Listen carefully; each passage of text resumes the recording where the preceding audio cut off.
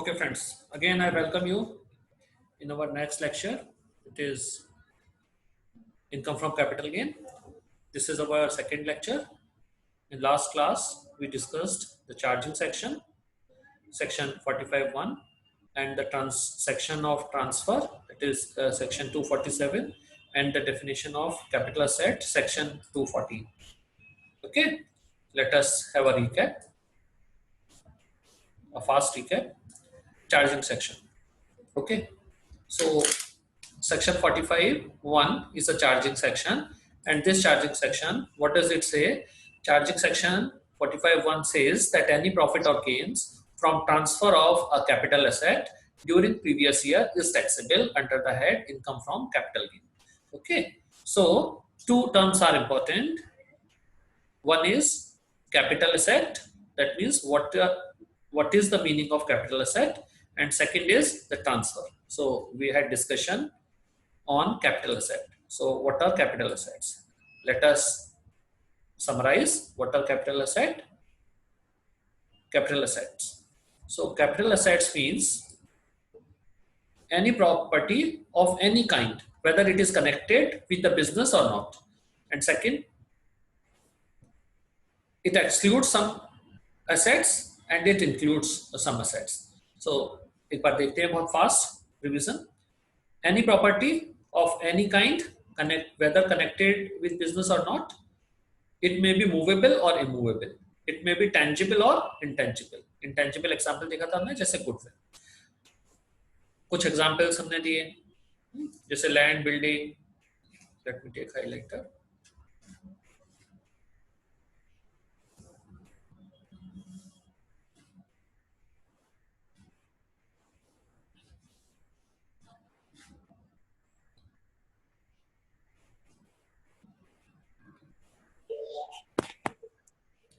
Okay, so any property of any kind, whether connected or not with the business. It may be immovable or movable. It may be tangible or intangible. हमने example देखा था goodwill. Then land, building, vehicles, patent, trademark, jewelry, shares, debentures, etc. Vehicle means vehicles of business. Personal vehicles are not capital asset, है ना? वो हमने यहाँ देखा था. Clear? Next, it excludes some assets have been excluded. So stock in trade in which a businessman deals is not an asset. Personal properties, movable personal properties, any property which is personal, okay, and movable, personal or movable. And rural agriculture land, हमने देखा था rural, not urban, only rural agriculture land. Then gold deposit bonds, they are not capital assets. फिर हमने rural agriculture land को देखा था, तो aerial distance देखा था up to 2 kilometre. If any area where the municipal board having the population of more than 10,000 is urban area, is an urban area. Okay, and then हमने देखा था अगर 2 किलोमीटर तक का एरियल डिस्टेंस हो तो उस एरिया जिसकी पॉपुलेशन 10,000 से 1 लाख के बीच हो. 6 किलोमीटर तक का एरिया जहां की पॉपुलेशन 1 लाख और 10 लाख के बीच हो, और 8 किलोमीटर तक का एरिया जहां की population more than 10 lakh. Clear? तो agriculture, rural agriculture land is not property, is not an asset. देखते हैं फिर इंक्लूड्स कुछ चीजें, कुछ एसेट्स हैं वो पर्सनल हैं. इंपॉर्टेंट बात क्या है? They are personal. Although they are personal, then also they are assets. तो कौन कौन सी है? ज्वेलरी. तो ज्वेलरी में हमने देखा था, ज्वेलरी का मीनिंग देखा था. There are so many assets, different types of assets. They are also included in jewelry. They are deemed as jewelry. जैसे यूटेंसिल्स हैं, अगर गोल्ड के हैं तो वो ज्वेलरी हैं. सिल्वर के हैं अगर लिमिटेड क्वांटिटी में है तो नहीं है. फिर आइडॉल है, वो भी ज्वेलरी है. गोल्ड बार हैं, बिस्किट्स हैं, तो वो भी ज्वेलरी है. फर्नीचर है, वो भी ज्वेलरी है. सोफा है, वो भी ज्वेलरी है. एपरल्स है, वो भी ज्वेलरी है. Am I audible? आवाज आ रही है? Yes, sir. Yes, sir. Yes, sir, आ रही है. Very good, very good. Drawing, paintings, sculptures, archaeological collection, and any other work of art. They all are capital asset. They are capital asset. ये capital assets हैं. Clear? हमने discuss भी किया था कि ये क्यों है capital asset, क्योंकि ये सारे जो capital assets हैं इनकी वैल्यू इंक्रीज होती है. और कुछ और पर्सनल इफेक्ट हैं, पर्सनल एसेट्स हैं अपार्ट देन दोस, जैसे एग्जांपल हमने देखा था सोफा है, कार है, वॉच है, मोबाइल फोन है, लैपटॉप है, इन सब की वैल्यू टाइम के साथ क्या होती है, डिक्रीज होती है। तो क्योंकि टाइम के साथ वैल्यू डिक्रीज होती है तो ये कैपिटल एसेट नहीं है। क्लियर? ये हमने डेफिनेशन देखी थी। इसके बाद हमने डिस्कस किया था transfer. Okay, so what is the meaning of transfer? Section 47 defines the transfer. The definition of transfer is an inclusive definition. Inclusive definition का मतलब ये definition ऐसी है कि इसमें और भी कुछ include हो सकता है। तो देखो ट्रांसफर में हमने देखा था it includes means it's a very wide meaning, and any other transfer like these transfers may also be included. Clear? तो देखा था सेल सभी समझते हैं, एक्सचेंज सभी समझते हैं, हमने एक्सचेंज किया, जैसे हमने लैंड सेल की और लैंड एंड बिल्डिंग उसके एक्सचेंज में ली, कोई एसेट दी और दूसरी एसेट ली, जैसे हमने ज्वेलरी दी और उसके अगेंस्ट में कोई एसेट ली, तो एक्सचेंज। एंड रिलिंक्विशमेंट हमने देखा था, रिलिंक्विशमेंट क्या होता है? वॉलंटरीली, जब आप वॉलंटरीली कुछ अपने राइट्स या कोई प्रॉपर्टी दे देते हैं, जैसे हमने एग्जांपल लिया था आर्मी का, you donated your rural agriculture land और urban agriculture land, any type of land to the army. Extinguishment of any right, extinguishment of any right यानी आपका राइट ले लिया, किसी भी ट्रांजैक्शन में आपका राइट ले लिया, जैसे एक्सटिंग्विशर होता है ना, फायर एक्सटिंग्विशर सुना है ना, फायर एक्सटिंग्विशर?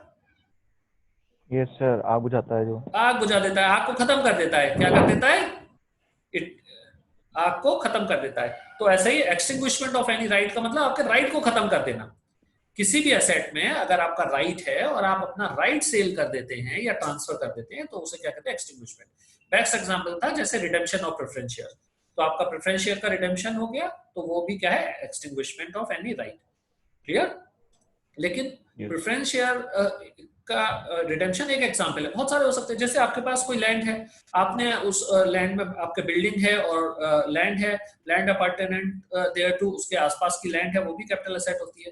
तो वो कैपिटल एसेट है, उसका कोई राइट आपने किसी को दे दिया, छोड़ दिया राइट, जैसे आपने कह दिया हम यहाँ बाउंड्री वॉल नहीं करेंगे, तो ये राइट अगर आपने दे दिया किसी को तो वो भी क्या है? एक्सटिंग्विशमेंट ऑफ एनी राइट, किसी भी तरह का राइट आपसे ले लिया गया किसी ट्रांजेक्शन। देन कंपलसरी एक्विजिशन, ये भी देखा था हमने। कंपलसरी एक्विजिशन जैसे देखते हैं ना सभी, मास्टर प्लान रोड होता है या जैसे मेट्रो प्रोजेक्ट है, क्लियर, किसी भी तरह का नेशनल इंपॉर्टेंस का प्रोजेक्ट है, जैसे हाईवे है, सुपर हाईवे है, ऐसा कुछ भी प्रोजेक्ट है तो जिसमें गवर्नमेंट ने कंपलसरीली एक्वायर कर ली आपकी प्रॉपर्टी, इधर इट इज लैंड और बिल्डिंग और एनी टाइप ऑफ प्रॉपर्टी, तो वो भी क्या है? ट्रांसफर है। फिर है conversion of stock into capital asset, तो कैपिटल एसेट में आपका स्टॉक को कैपिटल एसेट में ट्रांसफर कर दिया। जैसे स्टॉक को कैपिटल एसेट में ट्रांसफर करने का मतलब क्या होता है? जैसे आप डील करते थे, आपके पास स्टॉक था, जैसे आप ज्वेलरी शॉप थी, जैसे तनिष्क है ना, तनिष्क ज्वेलर है, तो आपकी ऐसी शॉप थी ज्वेलरी की, तो ज्वेलरी की शॉप थी तो वो आपके लिए क्या था? ज्वेलरी जो है वो सारा कैपिटल स्टॉक है। या बिल्डिंग का एग्जांपल लेते हैं, जैसे आप बिल्डर हैं और आपके पास बहुत सारे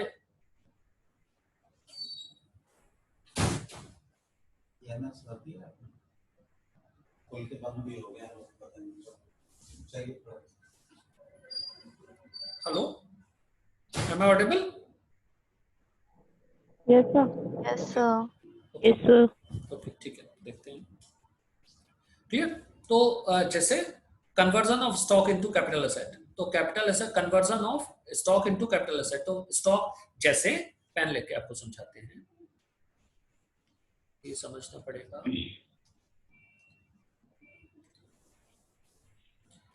देखते हैं कन्वर्जन ऑफ कैपिटल एसेट, जैसे देखते हैं आपके पास बहुत सारी छोटी छोटी ऐसे बिल्डिंग्स थी, ठीक है, और आप कौन थे? आप बिल्डर थे, आप बिल्डर थे और बहुत सारी छोटी छोटी बिल्डिंग्स थी, ठीक है, एक बड़ी बिल्डिंग थी, और आप क्या कौन है? बिल्डर है, डेवलपर है। क्लियर? तो आप क्या करते हैं? You deal in these buildings, आप इन बिल्डिंग्स में डील करते हैं, सेल परचेज का काम करते हैं इन बिल्डिंग्स को।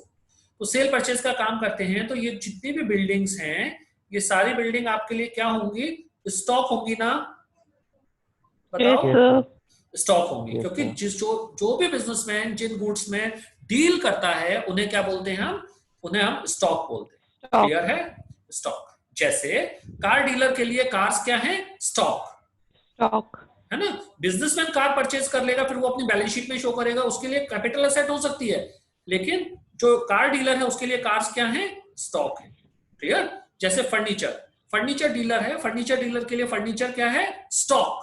लेकिन हो सकता है आपने बिजनेस में वो फर्नीचर परचेज कर लिया, तो आपके लिए वो फर्नीचर क्या हो सकता है, आपके लिए वो फर्नीचर हो सकता है कि वो कैपिटल एसेट। क्लियर। तो ये हो सकता है। क्लियर। देखते हैं। तो ये जो बिजनेसमैन है जिनके पास बहुत सारे हाउस हैं, उनके पास ये हाउस क्या है, उनके लिए स्टॉक है। हाउस क्या है उनके लिए, स्टॉक। ठीक है।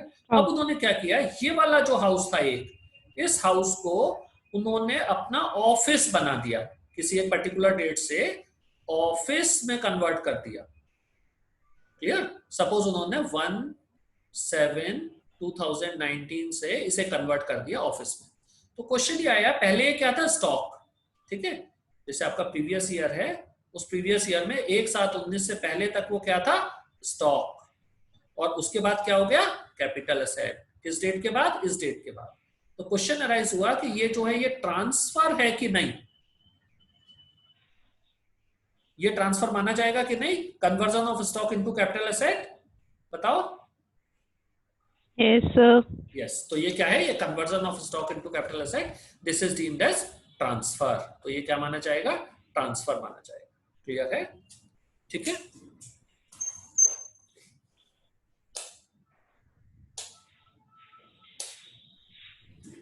क्लियर है। चलो यस सर। देखते हैं। फिर है मेच्योरिटी ऑफ रिडेम्पशन, मेच्योरिटी और redemption of zero coupon bond. तो आपके जीरो कूपन बॉन्ड होते हैं, हमने डिस्कस किया था, जिन पे इंटरेस्ट नहीं होता है। ऐसे बॉन्ड्स जिन पे आप इंटरेस्ट पे नहीं करते हैं, वो बॉन्ड्स अगर आपने सेल किए तो वो भी क्या होगा, वो बॉन्ड अगर सेल आपने मेच्योरिटी पे ट्रांसफर हो गए,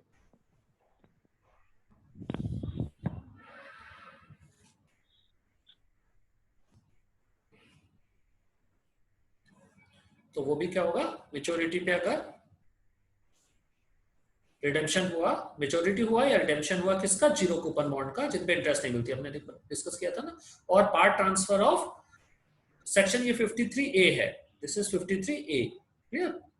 ए ऑफ टोपा, ट्रांसफर ऑफ प्रॉपर्टी एक्ट। तो ट्रांसफर ऑफ प्रॉपर्टी एक्ट का सेक्शन 53A में अगर ट्रांसफर होता है तो वो भी क्या माना जाएगा, वो भी ट्रांसफर माना जाएगा, जिसमें आपने एसेट्स ट्रांसफर कर दी और प्रॉपर्टी आपने पोजीशन ले लिया और पेमेंट कर दिया, लेकिन रजिस्ट्री नहीं हुई, तो भी वो क्या माना जाएगा, वो ट्रांसफर माना जाएगा। तो ट्रांसफर की डेफिनेशन भी क्लियर सभी को, क्लियर, बोलो। Yes sir. Yes sir. Very good. अब डिस्कस करते हैं types of capital assets. Types of capital assets. So capital assets, assets are of two types. Capital assets को हम income tax capital gain computation के लिए दो part में divide करते हैं। क्या क्या है, short term capital asset and long term capital asset. And long term. Short term and long term. Now the question arises why we distinguish capital assets into two parts, short term and long term, because the rates are different. Long term बहुत simple, short, अगर simple language में समझे तो long term मतलब ऐसे जिनका holding period ज्यादा है, आपने ज्यादा समय तक रखा है, लॉन्ग टर्म तक आपने परचेस किया। तो कोई भी एसेट ऐसी जिसमें आपने लॉन्ग टर्म तक परचेस किया है, तो गवर्नमेंट उस पर कम रेट से टैक्स लेना चाहती है, और जो शॉर्ट टर्म होती है उन पे ज्यादा रेट से टैक्स लेना चाहती है। क्लियर। क्लियर। तो ज्यादा रेट से लेना चाहती है। सिंपल अगर बात करें तो ये जो लॉन्ग टर्म कैपिटल असेट्स हैं, लॉन्ग टर्म कैपिटल असेट्स हैं, इन पे जो टैक्स रेट होता है लॉन्ग टर्म पे, लॉन्ग टर्म कैपिटल असेट का टैक्स रेट होता है 20%, एट द रेट ऑफ 20%। और शॉर्ट टर्म कैपिटल असेट्स जो होती हैं, उन शॉर्ट टर्म कैपिटल असेट पे जो टैक्स लगता है वो लगता है स्लैब रेट। इंडिविजुअल और एचयूएफ के लिए स्लैब रेट, और बाकी जो भी कंसर्न होता है उनका जो भी रेट एप्लीकेबल होता है उस रेट से। क्लियर। तो स्लैब रेट में तो जो हाईएस्ट रेट होता है वो 30% होता है ना, बताओ। Yes sir. Yes sir. Yes sir. Individual का हाईएस्ट रेट 30% होता है ना। और कंपनीज के केस ऑफ फॉरेन कंपनी का तो 40% भी होता है, 40% कंपनीज का 30% होता है। तो ये जो रेट होता है शॉर्ट टर्म का जो टैक्स रेट है वो कंपैरेटिवली ज्यादा होता है, और लॉन्ग टर्म फ्लैट रेट से टैक्सेबल होते हैं 20% से। तो इसलिए गवर्नमेंट डिवाइड करती है, जो इनकम टैक्स एक्ट है उसने डिवाइड किया है एसेट्स को टू पार्ट्स में, short term capital assets and long term capital assets. Clear? हम शॉर्ट में बोलते हैं एसटीसीए एंड एलटीसीए। अब देखते हैं डिवीजन कैसे करते हैं। तो डिवीजन करते हैं होल्डिंग पीरियड के बेसिस पे। किस बेसिस पे डिवाइड करते हैं? Holding period. Holding period Holding मतलब period. परचेज से, होल्डिंग पीरियड मतलब परचेज से सेल की डेट। आपने किस डेट को परचेज किया? जैसे आपने कोई एसेट को परचेज किया 1/1/19 को, ठीक है, और सेल किया 31/12/19, तो इसका होल्डिंग पीरियड कितना 1 हुआ? year, 1 year. और मंथ्स में बात करें तो 12 मंथ्स। 12 months months. में बात करें तो 12 मंथ्स। क्लियर? 12 मंथ्स का होल्डिंग पीरियड। क्लियर है? तो होल्डिंग पीरियड में क्या Yes, करते हैं? sir. क्या करते हैं, जिस दिन आपने परचेज किया वो दिन आपके में इंक्लूड होता है, और जो दिन सेल किया वो दिन बायर के हाथ में इंक्लूड होता है। तो ये जो पूरे दिन है, ये सारे डेज मिला के एक सुप्रीम कोर्ट का डिसीजन है, उसमें उन्होंने कहा कि अगर जो सेलिंग डे है वो डे और परचेजिंग डे वो दोनों इंक्लूड होंगे अगर 12 मंथ्स का कैलकुलेशन करना है। क्लियर? क्लियर है? तो Yes, ये sir. कितना टाइम हुआ? 12 मंथ्स का होल्डिंग पीरियड हुआ। तो इसे कहते हैं होल्डिंग पीरियड। अब देखते हैं कि किन किन एसेट्स के लिए क्या क्या डिवीजन क्राइटेरिया है। तो देखते हैं first criteria, listed securities units के अलावा, या units of UTI, unit trust of India, या जीरो कूपन बॉन्ड। इन तीन चीजों के लिए लिस्टेड सिक्योरिटीज क्या होती है? जो लिस्टेड हो किसी भी रिकॉग्नाइज्ड स्टॉक एक्सचेंज में। Any security which is listed in any of the recognised stock exchange, किसी भी तरह के स्टॉक एक्सचेंज में लिस्टेड हो। क्लियर? जैसे हमारे कंट्री में एनएससी और बीएससी तो सबने सुना है, एनएससी और बीएससी नेशनल स्टॉक एक्सचेंज हैं। क्लियर? तो किसी भी स्टॉक, रीजनल स्टॉक एक्सचेंज भी होते हैं, over the counter exchange of India भी होता है, ओटीसीआई। तो किसी भी स्टॉक एक्सचेंज में लिस्टेड हैं सिक्योरिटीज, या फिर यूनिट्स हैं यूटीआई की, या जीरो कूपन बॉन्ड, इनके लिए जो टाइम पीरियड है वो 12 मंथ्स। 12 मंथ से कम अगर आपने होल्ड किया तो शॉर्ट टर्म, और 12 मंथ या उससे ज्यादा होल्ड किया तो लॉन्ग टर्म। क्लियर है? Okay sir. पर्पस है, गवर्नमेंट ध्यान से देखो, गवर्नमेंट कह रही है लॉन्ग टर्म पे हम टैक्स कम रेट से लेंगे। लॉन्ग टर्म पे जो टैक्स रेट रहेगा वो लो टैक्स रेट रहेगा। तो Nishi Sharma is joining now. तो ये जो टैक्स रहेगा वो कैसा रहेगा? लो रेट से रहेगा। लॉन्ग टर्म की कैपिटल टैक्स रेट क्या होती है? एलटीसीए की लो रेट। तो लो रेट से रहेगा। तो गवर्नमेंट क्या चाहती है कि जो लिस्टेड सिक्योरिटीज हैं वो आप ज्यादा समय तक होल्ड करें या कम समय तक। एक बार आप स्टॉक एक्सचेंज में शेयर्स परचेज करें तो गवर्नमेंट क्या चाहती है कि उन्हें आप ज्यादा समय तक होल्ड करें या डेली सेल परचेज करते रहें? बताओ। ज्यादा टाइम तक होल्ड करना। ज्यादा टाइम तक होल्ड करें, होल्डिंग पीरियड ज्यादा रहेगा, इकोनॉमी में स्टेबिलिटी रहेगी, मार्केट में फ्लक्चुएशन कम रहेगा, बहुत सारे बेनिफिट्स हैं। तो उन्होंने कहा ऐसी बात है तो हम केवल 12 महीने का टाइम दे रहे हैं आपको, 12 मंथ्स तक होल्ड कर लोगे तो वो लॉन्ग टर्म हो जाएगा, और लॉन्ग टर्म हो जाएगा तो टैक्स रेट कंपैरेटिवली लो रेट से लगेगा। क्लियर है? Yes sir. Yes, sir. Next division है क्राइटेरिया अनलिस्टेड शेयर्स। तो अनलिस्टेड शेयर्स होंगे या इमूवेबल प्रॉपर्टीज होंगी। देखो लिस्टेड तो सिक्योरिटीज यहां आ गई ना, अनलिस्टेड शेयर्स, केवल शेयर्स, केवल शेयर्स। इसका मतलब अगर अनलिस्टेड डिबेंचर्स होंगे, ध्यान से देखो, तो वो यहां आएंगे। अनलिस्टेड शेयर्स मतलब जो प्राइवेट लिमिटेड प्राइवेट कंपनी के शेयर कंपनीज है वो। यस, प्राइवेट लिमिटेड के कंपनी के शेयर्स या किसी पब्लिक लिमिटेड कंपनी के शेयर्स भी जिन्होंने लिस्टिंग नहीं कराई है। बहुत छोटी सी पब्लिक लिमिटेड कंपनी है, उन्होंने लिस्टिंग नहीं कराई है किसी भी रिकॉग्नाइज्ड स्टॉक एक्सचेंज। क्लियर है? पब्लिक लिमिटेड कंपनी लेकिन उन्होंने कलेक्शन नहीं किया स्टॉक एक्सचेंज के थ्रू, ऐसी public limited company, generally private limited company. Clear? तो अनलिस्टेड डिबेंचर्स अगर होंगे तो वो यहां आएंगे। अनलिस्टेड शेयर्स, यहां केवल क्या आ रहे हैं? शेयर्स और इमूवेबल प्रॉपर्टीज। इमूवेबल प्रॉपर्टीज का मतलब लैंड, बिल्डिंग और बोथ, दोनों भी हो सकते हैं। क्लियर? ये क्या है? Immovable property. इनके लिए क्राइटेरिया क्या है? 24 मंथ्स। 24 मंथ से कम होल्ड किया तो शॉर्ट टर्म, 24 मंथ से ज्यादा होल्ड किया तो लॉन्ग टर्म। क्लियर है? और बाकी सारी असेट्स के लिए, एनी अदर असेट, सभी असेट्स के लिए क्राइटेरिया है लेस देन 36 मंथ्स और मोर देन 36 मंथ्स। क्लियर? तो अदर असेट्स देखो, एक तो हमने एग्जांपल यही लिख दिया अनलिस्टेड डिबेंचर्स, फिर ज्वेलरी, है ना, ज्वेलरी, ये जितनी भी असेट्स थी ना, यहाँ हमने देखा था कैपिटल असेट की डेफिनेशन देखो, jewellery, drawing, painting, sculpture, archaeological collection, any work of art, ये सब क्या कहाँ आएंगे? ये सब यहाँ आएंगे। क्लियर? क्लियर है? ये जितनी भी ज्वेलरी, एनी आर्कोलॉजिकल कलेक्शन। तो ये दोबारा रिपीट करना एक बार। ओके बेटा, एनी अदर असेट, दो असेट्स हमने देख लिया, दो division, listed securities, units of UTI and zero coupon bond. एक हाइलाइटर लेते हैं।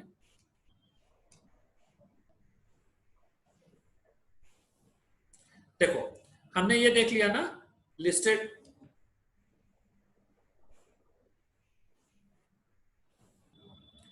देखो लिस्टेड सिक्योरिटीज, ठीक है, units of UTI and zero coupon bond, इनके लिए क्या था क्राइटेरिया? 12 मंथ से कम या 12 मंथ या उससे ज्यादा। ठीक है, ओके।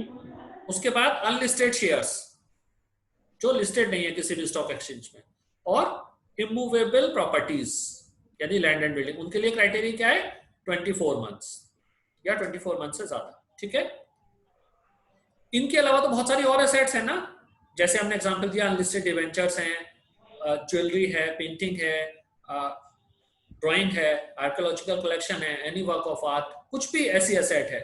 और बिजनेस की एसेट्स जो कार हैं, जो और एसेट्स हैं, वो कौन सी एसेट्स? केवल पर्सनल इफेक्ट ही तो एग्जाम्प्ट होते हैं। बिजनेस की अगर एसेट है तो बिजनेस की कैपिटल एसेट तो सारी टैक्सेबल होती है। तो बिजनेस की कोई कैपिटल एसेट है तो वो एसेट सारी यहाँ कहाँ आएंगी? यहाँ आएंगी। Unlisted debentures, jewellery, painting, drawing, archaeological collection, furniture, motor vehicle, business के। तो वो जितने भी बाकी बच गई एसेट, ये रेजिडुअल है, टॉपिक पॉइंट है। सारी बाकी एसेट्स के लिए क्राइटेरिया क्या है? लेस देन 36 मंथ्स और मोर देन और इक्वल टू 36 मंथ्स। ये बात समझ में आती है? Yes sir. क्लियर? तो आपको क्लियर है लॉन्ग टर्म कैपिटल एसेट्स क्या होती है और शॉर्ट टर्म क्या होती है? क्लियर है? ठीक है, आगे देखते हैं। अब कंप्यूटेशन, अब देखते हैं कंप्यूटेशन ऑफ कैपिटल एसेट। ये पूरा टेक्स्ट है जो हम आपको नोट्स देंगे। मीनिंग देखो दिख रहा है ना, मीनिंग हमने डिस्कस किया, फिर ट्रांसफर टू 47, फिर कैपिटल एसेट की डेफिनेशन हमने चार्ट के थ्रू देखा। हम सारा चार्ट के थ्रू देख रहे हैं, जैसे लॉन्ग टर्म, शॉर्ट टर्म, ये टेक्स्ट है लेकिन हमने तो चार्ट के थ्रू देखा। टाइप्स ऑफ कैपिटल गेन, अच्छा शॉर्ट टर्म कैपिटल एसेट को सेल करते हैं तो कैपिटल गेन कैसा होता है? Short term. और लॉन्ग टर्म को सेल करते हैं तो कैपिटल गेन कैसा होता है? Long term. ये बात भी समझ में आती है सभी को? शॉर्ट टर्म कैपिटल एसेट को सेल करेंगे तो कैपिटल गेन कैसा होगा? Short term capital gain. और लॉन्ग टर्म एसेट को सेल करेंगे तो कैपिटल गेन कैसा होगा? Long term capital gain. Clear है? अब देखते हैं computation, how we compute. Clear? देखो calculation of capital gain, calculation is very simple. जो टेबल है दैट इज वेरी सिंपल, बहुत आसान है। फिर उसका जो और बैकग्राउंड मटेरियल है, जो और चीजें एप्लीकेबल होती हैं वो है, लेकिन कंप्यूटेशन है वो सबसे इजी है कैपिटल गेन हेड का। देखो क्या है, सिंपल। सबसे पहले हम लेते computation of capital gain, value of consideration या full value of consideration. That means आपने जो सेल प्राइस, सेल कितने में किया सेट, तो ये ले लिया ना। सिंपल लैंग्वेज में बात करें तो सेल प्राइस। क्लियर? बताओ सेल प्राइस। सर आपने सेल प्राइस नहीं मैं सर। चलो हम इसे पेन लेके करते हैं, बता आपको फिगर्स लेके समझाते हैं। सर नोट्स ऐप प्रोवाइड करा दिए सर, बिल्कुल अभी पढ़ा नहीं है थ्योरी खुद से। ओके, आप लोग पढ़ लेना, हम प्रोवाइड करा देंगे। देखो यहाँ पे क्या ले रहे हैं, इसे बोलते हैं full value of consideration, FVOC। Full value of consideration है सिंपल लैंग्वेज में बात करें तो सेल वैल्यू, कितने रुपए की आपने एसेट्स को सेल किया। मान लेते हैं बिल्डिंग है ना, ये मान लेते हैं बिल्डिंग है, तो बिल्डिंग आपने सेल किया, वो 10 लाख रुपए की आपने सेल किया, यानी आपके पॉकेट में कितने पैसे आए? 10 लाख रुपए में सेल किया। ठीक है, बिल्डिंग को आपने सेल किया। क्लियर? Yes sir. 10 लाख रुपए आए। ठीक है, सेलिंग एक्सपेंस। अब ठीक है, इसे ले लेते हैं।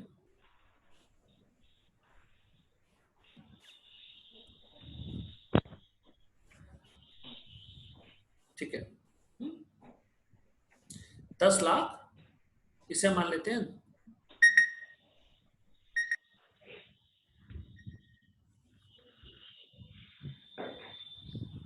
सर 12 बजे हमारी क्लास है सर, बस बस ओवर कर रहे इन्वेस्टमेंट हैं। की। ओके ओके ओके, बस बेटा ओवर कर रहे हैं। ठीक है, देखो आपके पास 10,20,000 rupees with in 5 minutes I wind up. 10,20,000 with in 5 minutes कर दीजिए। 10,20,000 आपके पास आए, आपने बिल्डिंग को सेल किया, तो सेलिंग एक्सपेंस, सेल करने में कुछ एक्सपेंस होते हैं ना, यस सर। सेल करने में यस जैसे sir. Auction price, commission, brokerage yes commission, sir. कुछ भी एक्सपेंस। तो सपोज 20,000 रुपए का 20,000 का आपका सेलिंग एक्सपेंस हो गया, आपने कमीशन वगैरह पे किया। नेट पॉकेट में आपके हाथ में कितने आए? 10 लाख। 10 लाख। ये जो एसेट थी इसकी कॉस्ट होगी ना, परचेज प्राइस, यस सर। कुछ ना कुछ परचेज प्राइस होगा ना, 10 यस लाख। सर। 10 लाख, तो इसका परचेज प्राइस था, मान लेते हैं 6 लाख। अभी हम मान रहे हैं शॉर्ट टर्म कैपिटल एसेट है, तो 6 लाख रुपए इसका परचेज प्राइस था, वो माइनस कर दिया, तो बाकी क्या बचा? 4 लाख। ये 4 लाख रुपए आपका क्या है? Long term capital long term नहीं, अभी short term extension. Okay okay. Short term capital gain. तो ये क्या हो गया? Short term capital gain. Long term में कुछ और बातें हैं, इंडेक्सेशन होता है, वो डिस्कस करेंगे अभी, एक लेक्चर और लगेगा। क्लियर है? बहुत सिंपल है ना? Yes sir. It's very simple. ये Yes, क्या है देखो, ये क्या है? ये सेलिंग प्राइस है, सेलिंग प्राइस में से क्या माइनस किया? कमीशन माइनस कर दिया, तो इतना नेट कंसिडरेशन आ गया, उसमें से ये कॉस्ट माइनस कर दी। ऐसे तो कंप्यूट करते हैं, किसी बच्चे को भी बोलोगे क्या कितना प्रॉफिट हुआ, कैसे करोगे, तो वैसे ही करेगा, सिंपल। तो ऐसे ही हम, यस सर। क्लियर है? इतना समझ में आता है? Yes sir. ओके, तो यही वाइंड अप करते हैं आज। नेक्स्ट क्लास एक और लेंगे, one more class is needed and then we will be able to complete our this topic. Clear? ठीक है, okay, so signing off. Thank you everyone.